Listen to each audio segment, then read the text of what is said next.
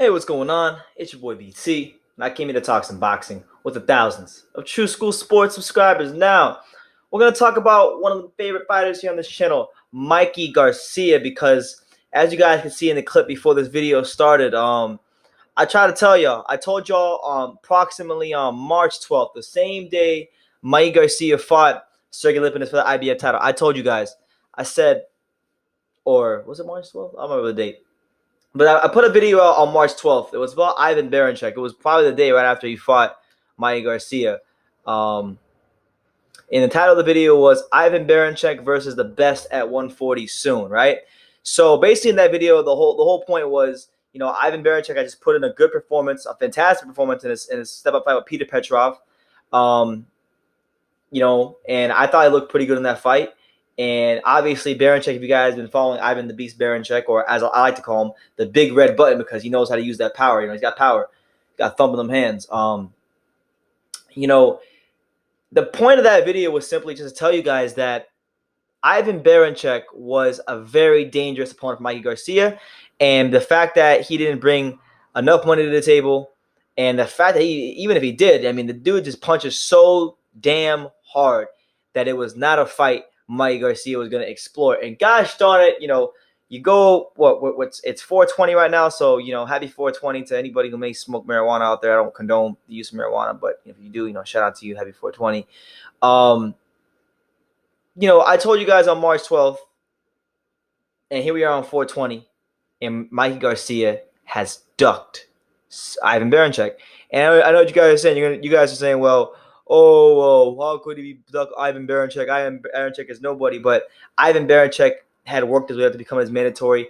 And if you go to this Boxing article right here, which is basically about him vacating his 140-pound belt, because that's what he's recently done. He's vacated that IBF 140-pound belt that he fought Sergey Lipinets for, which just goes to show you that he has no value for that belt, which makes the fight that he took with Lipinets even more shambolic. Damn.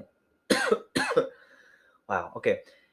It says right here in this Boxing article, I'm going to read it to you guys word for word, verbatim. It says, I quote, initially, Mikey Garcia notified the IBF that he planned to retain the world title and was going to make his first defense against mandatory challenger Ivan Baranchyk. Garcia and Baranchyk had until April 22nd to reach an agreement or a purse bid was going to be called. BoxingScene.com reported last week that Garcia informed World Boxing Council President Mauricio Suleiman that he planned to make a defense of his championship in the upcoming months. So, as you see now, he's vacated the belt. He's going to go to the WBC route, and I was proven right. Now, it's funny because I like the way the sentence is structured. It's saying that, initially Garcia planned to fight Ivan Baranchyk. And then, so my thing is, what changed from the time he made his decision of fighting Baranchyk to him making the decision that he's not going to fight Baranchyk?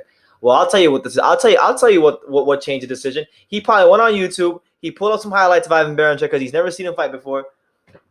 And he said, hell no, that dude is way too athletic, way too damn explosive, and punches way too damn hard for a businessman like myself to risk fighting. And that's not to say that Mikey Garcia wouldn't beat him, because from a skill standpoint, Mikey Garcia is a better fighter than Ivan Baranchyk. And honestly, I'd probably slightly favor him to beat Baranchyk. But I'm telling you guys, the athleticism, the power, the kind of power that Baranchyk brings into the ring, and that kind of explosiveness, that's and he actually has some boxing skills too to go along with that power and athleticism. So when you get hit upside the head by a guy like Ivan Baranchyk, it will change the perception of a fight. And trust me, for a guy like Mikey Garcia, if Ivan Baranchyk hits that man, it will change the perception of the fight. So it's just too high risk, low reward for a good businessman like Mikey Garcia to take. And he's elected to go the WBC route and go back down to 135 and fight potentially, we don't know. It appears that he'll be probably looking to fight Robert Easter Jr. next in a unification, which is good, because that's a fight that I criticized him.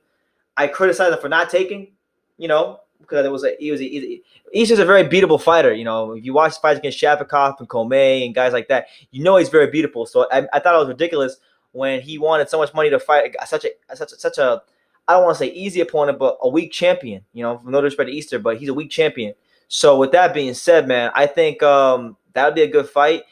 Easter, for those of you who don't know, was actually ordered by the IBF to defend his belt against Richard Comey in a rematch because Comey had earned the right in his last fight to become his mandatory, and he could probably get an exemption for that. So you can look for the Mikey Garcia to probably go Robert Easter out, or and this could be a really great alternative possibility, but I'm just throwing it out there, or just maybe Mikey Garcia will fight the Lomachenko Linares winner. Now I don't see that happening. I really don't, but I think he should. I think that's what he should do. But I really see the way I see it happening is he's going to go the Robert Easter route, and then you might get Lomachenko Linares at the end of the year. That's what I think will happen. I'm just taking a guess here, but my point remains, man. I told y'all he wanted no smoke with Ivan the Beast Baranchyk.